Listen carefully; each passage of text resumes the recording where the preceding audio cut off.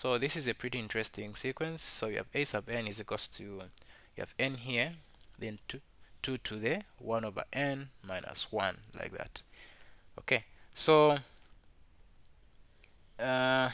one thing that you need to understand is that initially, for us to determine if a sequence is divergent, is convergent, we look at the limit as n approaches infinity. Then we observe. This is for a sub n. We observe if we're going to get L. Okay.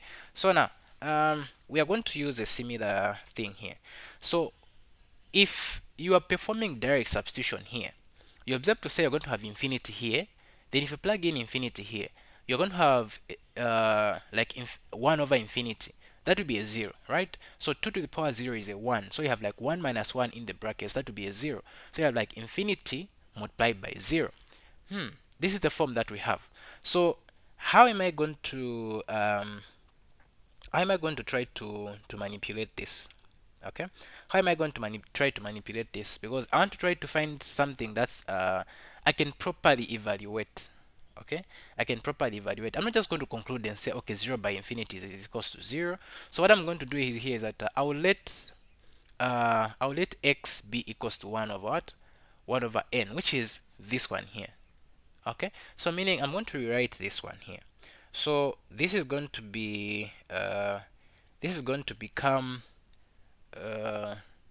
instead of, so here where there's n, you can substitute what n is equals to. So from here, clearly n is equals to 1 over x. So it's like this is going to be 1 over x open bracket. You have a 2 to the power 1 over n, of which 1 over n is what?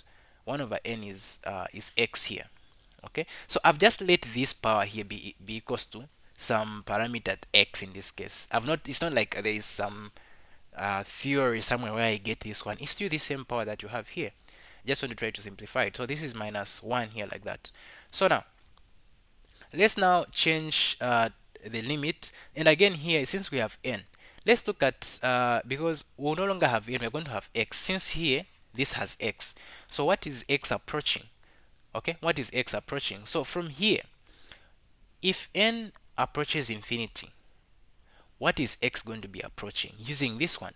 So if you plug in infinity here, you're going to get a 0. So x is approaching 0, so that's what you put here. So you're going to have 2 to the x minus 1 divided by x.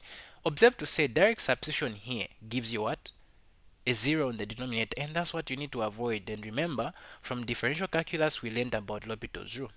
So from here you can differentiate the numerator and the denominator independently, then you get something that you can use. So you still have x approaching 0.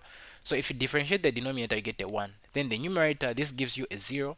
Then the derivative of 2 to the x, you're going to get 2 to the x multiplied by natural log of 2.